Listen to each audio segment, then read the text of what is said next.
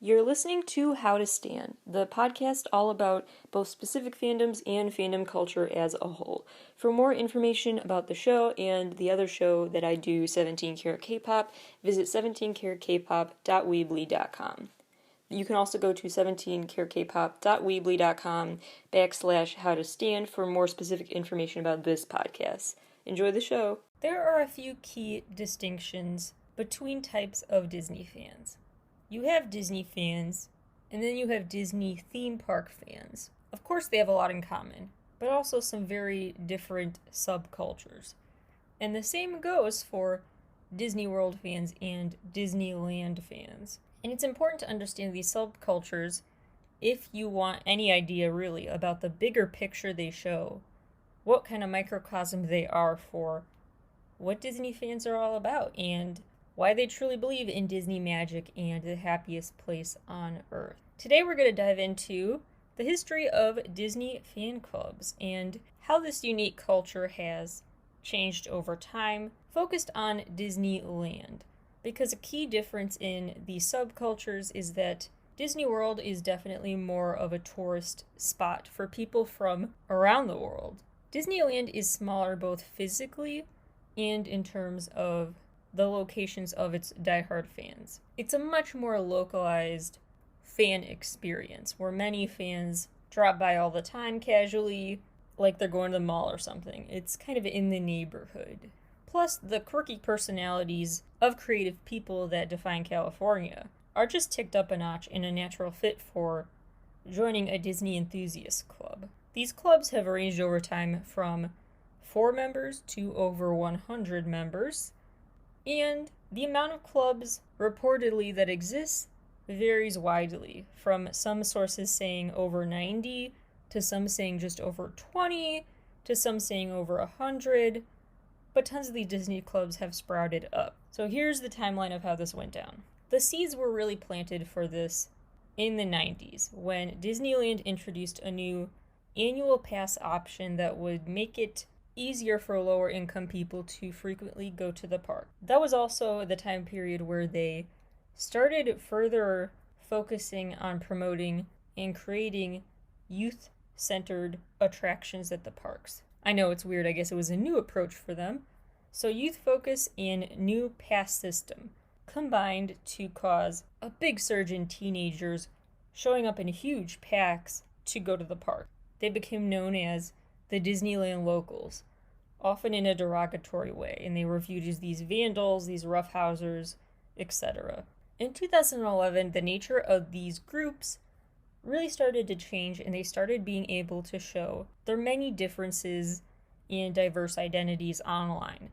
Thanks to apps like Instagram rising in popularity, Disney fan clubs both grew in size and number, and in terms of their sense of officiality. They really started truly forming a key identity they stuck with and found a new way to streamline official applications to enter their clubs through social media outreach. In April of 2013, one of the earliest Disney fan club blogs/fan sites, MiceChat, made the first official reference to Disney fan clubs. So that was in April 2013. 11 months later, March 2014, by then over 20 fan clubs had reportedly started. There are both a ton of unique differences between the various fan clubs and tons of commonalities. Number one, these Disney-obsessed people make this a hobby and a time commitment. They go to the theme park together a lot. They often attend regular club meetings together that are sometimes not mandatory but heavily encouraged, and it's frowned upon if you don't show up and make time for this club. These groups are okay with the gang term they're given sometimes. Sometimes they're called the Disney gangs, especially because groups like the Main Street Elite wear those biker gang-esque vests when they're walking through the park together, but they prefer to use the word club, and they treat each other like a family. They don't want to look too intimidating. They like to just stick to the technical definition of a gang. People with a common goal or interest. Second big takeaway, they see themselves as stewards of their park. They truly love not just Disney and what it stands for, but what it really is physically in the world. They like to pick up litter when they see it, and they like to yell at people who cut the line or mistreat employees. They like to look out for one another and the park. Third big thing to know about them is that social media plays conflicting roles. Because like I said before, for them it serves as a recruitment tool, and it's a way for different enthusiasts from different clubs to connect and bond. But at the same time, a lot of the clubs do not have a massive online presence. It's there to help them out, but it's not a huge part of what they do. As I was researching for this episode, the information I could find about these clubs was there. It wasn't hidden, but it was minimal. So I relied largely on previous media reports instead, because these clubs just don't post the nitty-gritty of their daily life. Rhiannon, who started the Wonderlanders, said, quote, "Social clubs aren't about being an online presence. We're present in the parks in person. This is where we enjoy ourselves and love to get together," unquote. And they do take it super seriously to be out there in person at the parks. There's an extensive application process where you have to prove you deserve membership. Some examples: the Wonderlanders is a club where they have a 3-month period where they're gonna see if you gel with the group. If you're vibing well with them, the members that are there already will vote on if you should become the next new member. The Neverlanders are a group who they just try to get to know a member online. And after online interactions, if those go well, then they decide to move into in-person meetings and interactions. The Hitchhikers are a group who are invite only, and you apply via Facebook or Instagram. They are called Hitchhikers because they are referencing the characters in the Haunted Mansion ride. And they describe their application process as, quote, "Sometimes we have a formal vote for new members, but the basic rule of invite is, when we feel like we cannot live without the mortal, talking to them daily, already feeling like they are a part of our hitchhiking family, going on member outings and inviting mortals, or if mortals can't make it, everyone is mentioning how much they wish they were there, then we choose to present them with a formal invite, which is a death certificate, and it is usually presented in a very cool way and personalized to the new member," unquote. The Main Street Elite has potential recruits shadow longer-term members to see if they'd be a good fit. It's a lot like a sorority or fraternity thing, but without the hazing. So those are some big takeaways about this group. They get together for trips to the theme park and meetings. They view themselves as stewards of the park. Social media is both important and not too important to them. They have an extensive application process. It's a big time commitment, and lastly, there are tons of them. Some of those differences are demographics.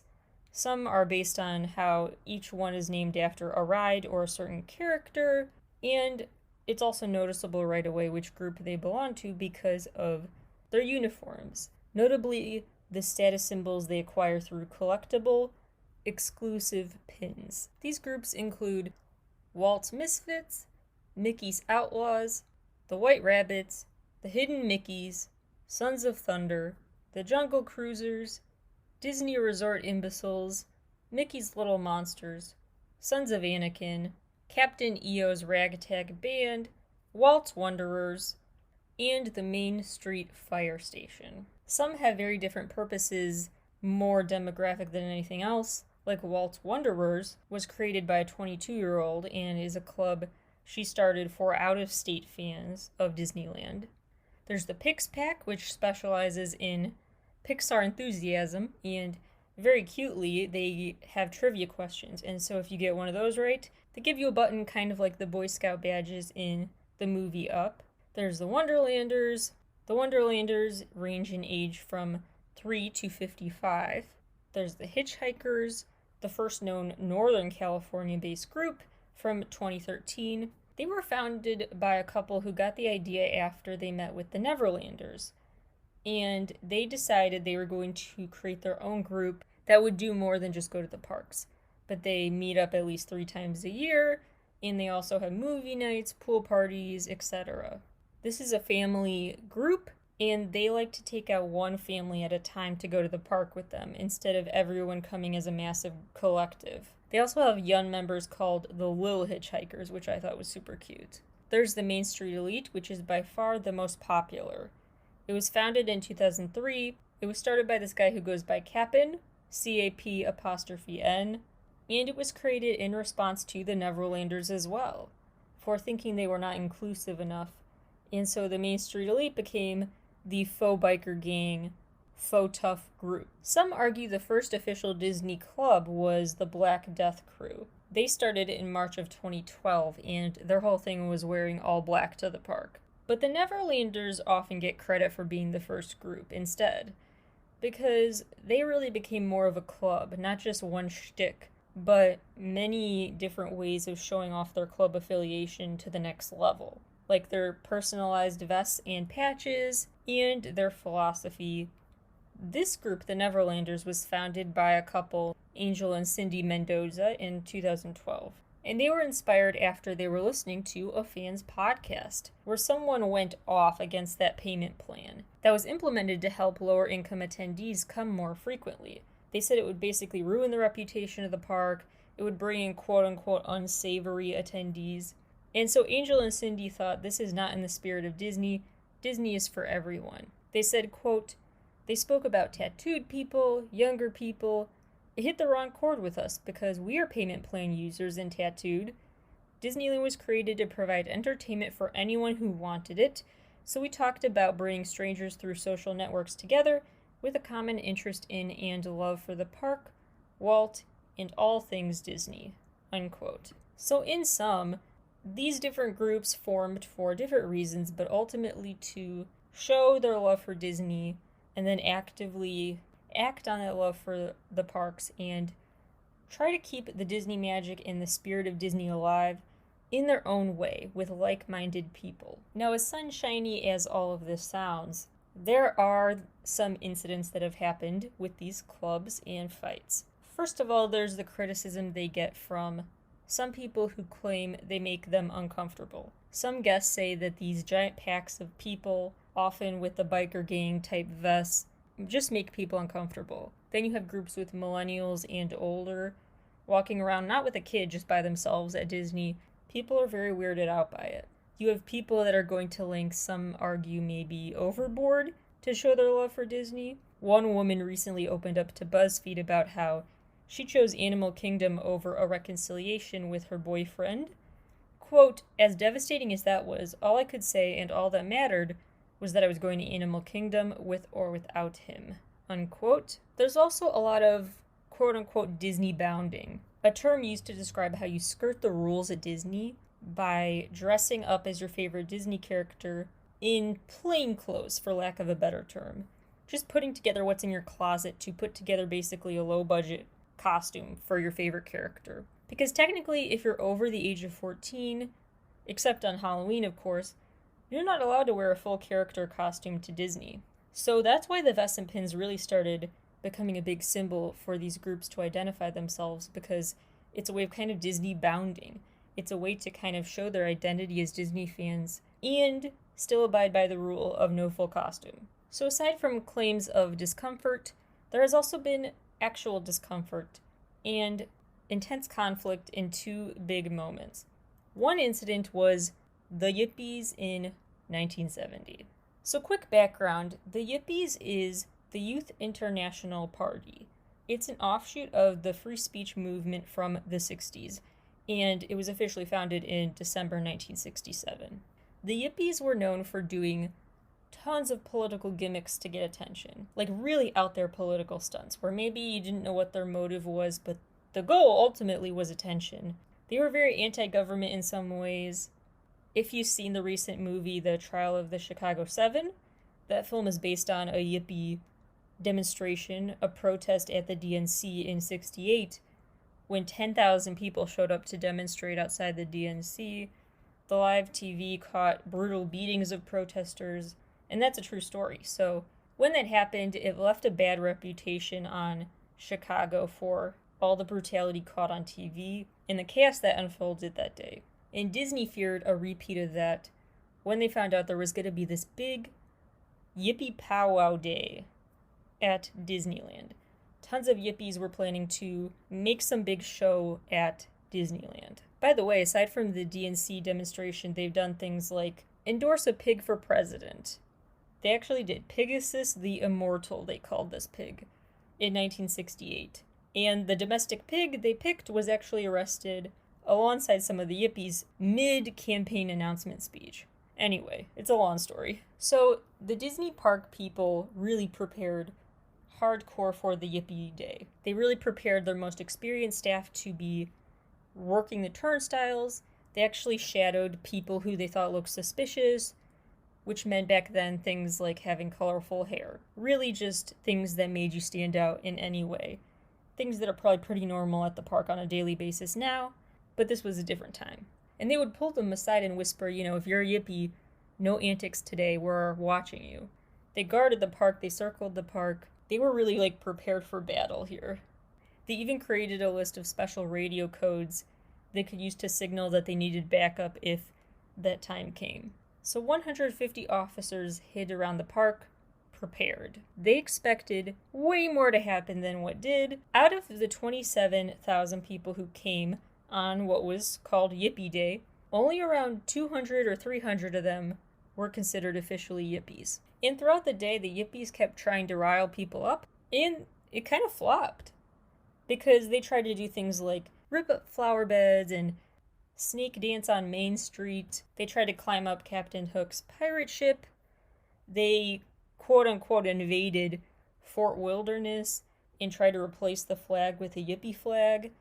They thought that would incite some people, but they chose to do that on the attraction Tom Sawyer's Island, which is an island. It's separated from the rest of the park, so it didn't really draw a ton of eyeballs. They actually also went to Main Street, started chanting, "Give me an F, give me a U," but then everyone around them somehow just started bursting into song. So that happens a lot at Disney. Wherever you are, they're probably about to burst into song and dance. So anyway, they tried a ton of different attention-grabbing antics. Didn't really cause bodily harm. They probably just annoyed and confused some passerby. But the vice president of operations did shut things down early that day, the minute something started to escalate, which was when a Yippie ripped up a banner and then someone got shoved, and he was worried a full brawl would break out and shut it all down. So there was a little shoving after a banner was ripped. That was the extent of the violence, and the park just shut down early.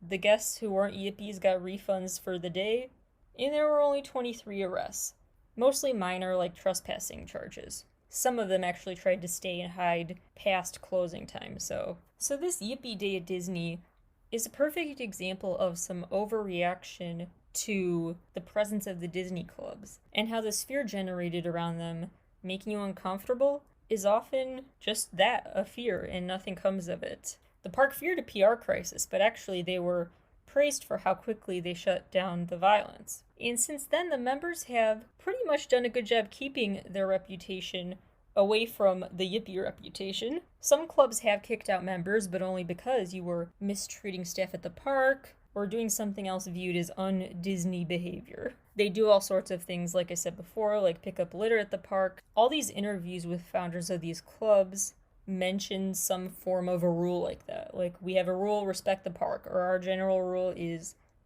wish happy birthday to whoever has the birthday button on when they go to the park. Things like that. All really, really wholesome stuff. But people have wanted to see some drama, and it's actually been a lot of manufactured hype spread online about these groups. There was even a Twitter account created just to dunk on and fuel bad rumors about feuds between the clubs, when actually these diverse fan clubs have actually time and time again met up at the park and said hi, been friendly when they pass each other. They even organized this big photo op once for this big all clubs meetup photo op. Rhiannon from the Wonderlander said, quote, "There were 2 photographs taken, one in Disneyland and one in California Adventure, where over 100 members of at least 5 different clubs gathered to show unity. We wanted it to be an outward symbol for all those who really didn't understand what we were about." Unquote. The groups have also been super charitable. Walt's Wanderers raised money for Toys for Tots. The Wonderlanders has teamed up several times for charity events with the Children's Hospital of Orange County. The Neverlanders have raised over $5,000 for that hospital. Pixpack shipped some supplies to the Philippines after they experienced a typhoon. The Main Street Elite helped raise money for the family of a member whose son had leukemia. They actually ended up raising over $4,000 for that family. And the captain said about that, quote, "We put roofs over other members' heads. We help one another in financial trouble and drive hours on end to pick each other up. Anything you would do for your own family is what we do in this club. Having such great people and love in this group, what's the point if we can't pass it on?" Unquote. Now, if you'll recall earlier in this episode, I said there were 2 big days where serious incidents really did occur that were troublesome, to say the least. There was the whole Yippee fiasco that security was really extra about. And there was one more that I do want to call out that was not a manufactured, but a real drama. The 2 Disney clubs in this story are the White Rabbits and the Main Street Fire Station 55 Social Club. Main Street Fire Station for short, I guess. In the summer of 2016, the president of Main Street Fire Station, John Sarno, organized a charity walk to raise money for the families of firefighters who lost their lives in 9/11. About 340 people registered for his charity walk, which was right around his goal number, and he was very pleased. Disney officially approved the walk and were even going to offer security. Like I said, it was a charity walk, so any funds raised from participation, he was going to pass on to these families. And then Sarno claims that a week before the walk was scheduled, while he was at the park, a handful of White Rabbits approached him, and they ordered him to pay them to be security at the event. They wanted $500 for it. He said, first of all, no, because $500 is too much. I'm guessing, but I'm pretty sure he said that. Second thing, though, he insisted was that he already had security, and any money, any financial profit he was going to get was going to go back to charity. He was not in this for the money. So Jacob Fite, the president of the White Rabbits, claimed no one could host an event at the park without their permission. He said, "Nuh-uh, you can't do this charity walk. It's our park, we make the rules." But due to this spat, some registrants may have grown concerned about potential showdowns on Charity Walk Day, and so some registrants did not show up. Also contributing to the lowered turnout was when this White Rabbit president started smearing Sarno's reputation on social media, making all sorts of horrendous allegations I will not repeat here. I'll keep the show rated G, but it was really nasty and unverifiable. He also tried intimidation and threats, again in 2017, to stop Sarno from having a repeat walk.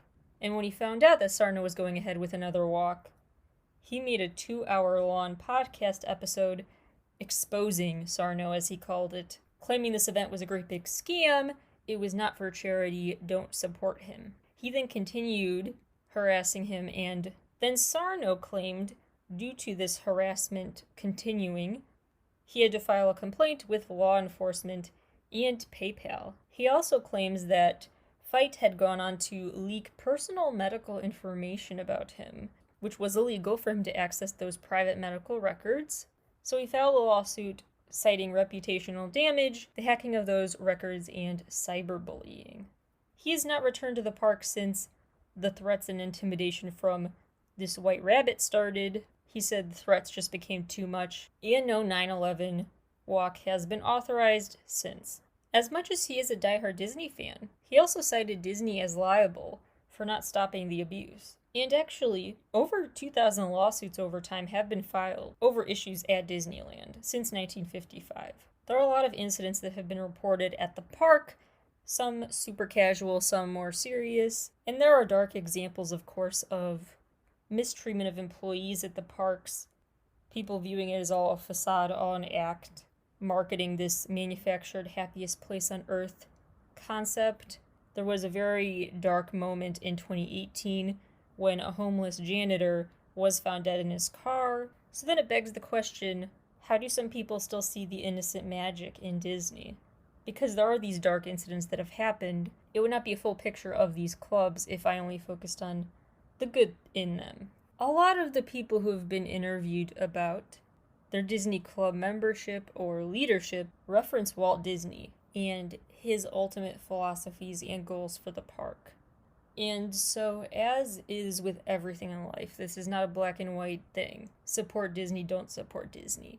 But rather than support Disney itself, these members, I think, more so support or have at least more unconditional love for what the park represents to them and Disney's original intent of the park as the happiest place on earth, as a place where families would come together to celebrate the good days and where magic can happen and people are just so happy everywhere.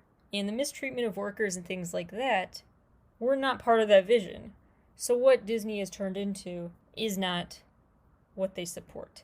They can have those complex feelings around something. There are aspects of being a supporter of all sorts of things. Companies, places, books, movies, TV shows, songs, that may make you feel like a hypocrite for certain values in that work. But life is just very complex and nuanced, and so there needs to be a complex and nuanced way of talking about fandoms, because each one really does have layers to it, and can simultaneously be mad at a company and in love with what it's offering them. It's also the sense that they can make it better. This is not this inevitable bad fate for what they love, because it's kind of a choose your own adventure, add your own contributions thing. As an LA Times piece put it, quote, "A small thing perhaps, but one that turns any visit to a Disney park into something more akin to a game. In Disneyland's New Orleans Square, for instance, there is what appears to be a boarded-up tunnel, which many fans believe was a crypt designed to connect the storylines of Pirates of the Caribbean and the Haunted Mansion. Unlikely, but such minatois turn the park into more of an active experience, as the many fan websites prove. We are not simply spectators, we're players, exploring a world that has been crafted by master designers while concocting our own set of stories," unquote. One man who was talking to reporters, he has visited the park 123 times in a year prior to COVID shutdowns. Quote, "The people are what make it magical. Everyone loves Disneyland for different reasons. At Disneyland, you are transported into a story. You become a part of the story. The park is yours for the taking. Are you going to use it as a ground for philanthropic efforts? Are you going to use it for roughhousing and mischief making? Are you going to use it to try to find Easter eggs and links between storylines in the park itself? It's up to you, and that is what excites people. It's the sense of adventure, which connects with Walt's original purpose for Disney, a sense of tapping into that inner child that brings to you a sense of possibility and wonder, questions about everything, and this curiosity and imagination. There are a lot of ways, too, that the park has responded to certain issues fans have had with it. It used to be notably very, very anti-PDA for same-sex couples. But now they officially have gay days at Disney, where people get to show off their pride loud and proud. Tens of thousands of people show up for it. It's an official but unofficial event. So not officially put on by the park, but fans of the park started that. And it's turned into tens of thousands of people participating. So at the same time as Disney is this massive corporation, it's also a very interestingly grassroots level, bottom-up, countercultural fandom force who've embraced their kind of geeky outsider labels, embraced their inner child, and not seen it as a bad thing to embrace that inner child. And in a way that's kind of keeping up with the times. Cosplay is so normalized now, as is in general things like gaming, things that are quote-unquote geeky. So people are kind of leaning into an outsider status, despite this being a giant company we're talking about. And those complexities, again, can coexist. As John Blackham put it, quote, "I think sometimes in our society, in particular with pop justice, pop morals, there's sort of like this litmus test, where there's not a lot of room for nuance, not a lot of room for messy contradictions, where we want everything to be neat, ordered, and structured. So it's like Disney has bad facets to it, ergo Disney is bad. How can you still like it?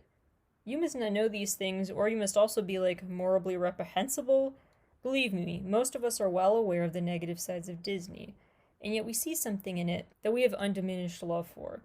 Let people love what they love, and do not assume they need waking up." And that's part of it. That was for that BuzzFeed piece, which is one of the sources I will link to, as I always do on my monthly newsletter. There are some psychological reasons why not everyone buys into the magic. A psych professor at USC, Irving Biederman, said, quote, "One of the things I don't like about Disneyland is the design almost forbids surprises.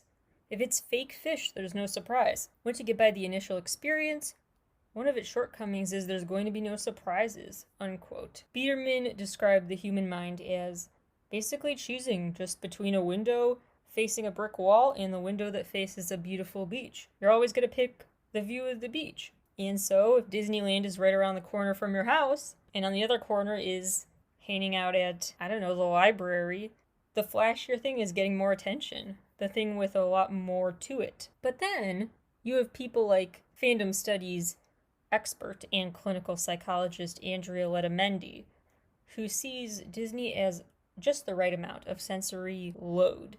Not sensory overload, not too over the top for people to enjoy, but just right to really stimulate all your senses, and really then, because of the lack of surprises, it actually appeals more. She argues, quote, "Your brain comes into that place where another brain has done all the organization, all the super cohesiveness. So it's like surfing on a wave instead of surfing out to sea against it," unquote. So it's just a stimulating experience where you can make magic, but they've also made some magic for you so you don't have to put tons of thought into it. But a lot of fans have put a lot of thought into it. When the park closed due to COVID in March of 2020, collectively with Disney World, over 28,000 jobs had been lost, and the closures were met with protests by some superfans. But others decided instead of physically protesting, they would just find ways to recreate Disney magic at home. So people took up things like Disney-themed cooking, Zoom trivia nights, movie nights, YouTube binges of fireworks displays and other memories of the park, costume making and showing off your costumes of Disney characters on social media, streaming Disney Plus. One woman for her birthday even posted a freestyle rap online called "I Miss Disneyland." So people again have made it what they want. It's what they make of it, and that is where the magic comes. And magic, like anything in life, is actually more complex than you might think at first. So one of my big takeaways here is that there is not one big takeaway. These groups are trying to find a way to fit in and stand out, to make the park their own and embrace what it originally stood for. To be just their own quote-unquote geeky selves, and to make it cool to like Disney. And all of those things can happen at once. That summarizes this group. Further reading about them I will link to on my newsletter. Thank you all for listening to the show as always, and I'll talk to you all again soon.